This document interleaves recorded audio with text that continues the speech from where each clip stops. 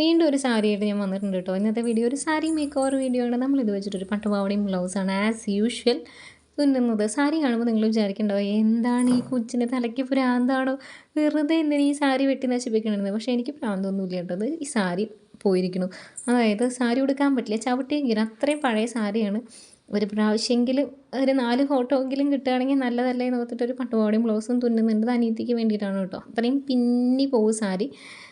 പിന്നെ തയ്ക്കണത് ഞാനായതുകൊണ്ട് ചിലവില്ലാത്തതുകൊണ്ട് നമുക്ക് ഇങ്ങനത്തെ പരീക്ഷണങ്ങളൊക്കെ ചെയ്യാം. നിങ്ങളൊരു സാരി വെട്ടി തയ്ക്കാനൊക്കെ കൊടുക്കുന്നുണ്ടെങ്കിൽ സാരിക്ക് ക്വാളിറ്റി ഇല്ലെങ്കിൽ കൊടുക്കണ്ട കേട്ടോ. നല്ല സ്റ്റിച്ചിങ് ചാർജ് ആയിരിക്കും. അപ്പോൾ പിന്നെ നമുക്കത് മുതലാവില്ല കേട്ടോ. ഞാൻ പാവാട സ്റ്റിച്ച് ചെയ്ത് കഴിഞ്ഞിട്ട് പാവാടയ്ക്ക് എനിക്ക് അത്ര അധികം പ്ലീറ്റൊന്നും കിട്ടിയിട്ടില്ല. കാരണം മുന്താണി കട്ട് ചെയ്ത് മാറ്റി, പിന്നെ സാരിയിൽ നിന്ന് തന്നെ ഒരു മീറ്ററോളം കട്ട് ചെയ്ത് മാറ്റിയിട്ട് ഓൾറെഡി അവിടെ ഒരു വേറൊരു പീസ് വെച്ച് എക്സ്റ്റെൻഡ് ചെയ്തിരിക്കുകയായിരുന്നു ബ്ലൗസിന് വേണ്ടിയിട്ട്. അപ്പോൾ ഞാൻ തുന്നിയെടുത്ത് കഴിഞ്ഞിട്ടുണ്ട്. എനിക്ക് കിട്ടിയ മാക്സിമം എല്ലാ നല്ല പീസും യൂസ് ചെയ്ത് തുന്നിയിട്ടുണ്ട്. സ്ലീവ് ഞാൻ ആദ്യം തുന്നിയതാക്കാരെ വെച്ചിട്ടുള്ള സ്ലീവായിരുന്നു. നിങ്ങൾ കട്ട് ചെയ്ത് വെച്ചതിൽ ചിലപ്പോൾ കണ്ടിട്ടുണ്ടാവും. അത് പക്ഷേ സ്റ്റിച്ച് ചെയ്ത് കഴിഞ്ഞപ്പോൾ ഞാനൊന്ന് പിടിച്ചപ്പോഴത്തേക്ക് കീറി.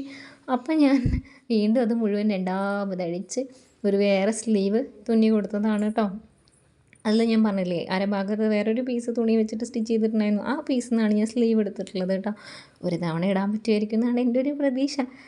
നല്ല ഭംഗിയുള്ള കളറ് പറഞ്ഞാൽ നല്ല ഭംഗിയുള്ള രാജാപ്പാർട്ട് കളറാണ് കേട്ടോ. ഇത് ഇട്ടിട്ട് കാണാൻ എൻ്റെ പൊന്നി കിടിലം ലുക്കായിരുന്നു. പക്ഷേ എന്ത് ചെയ്യാൻ പറ്റും, ഈ ലുക്കൊന്നും ഇത്ര ലാസ്റ്റ് ചെയ്യില്ലടോ.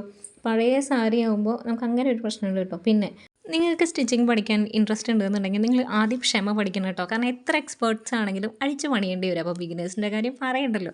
അപ്പോൾ ഇതാണ് എൻ്റെ ആ ഒരു പട്ടുപാവാട. നിങ്ങൾക്ക് ഇഷ്ടമായിട്ടുണ്ടോ ഇല്ലേ എന്നുള്ളത് പറയുന്നത് അനിയത്തിയാണ് കേട്ടോ. അപ്പോൾ താങ്ക് യു.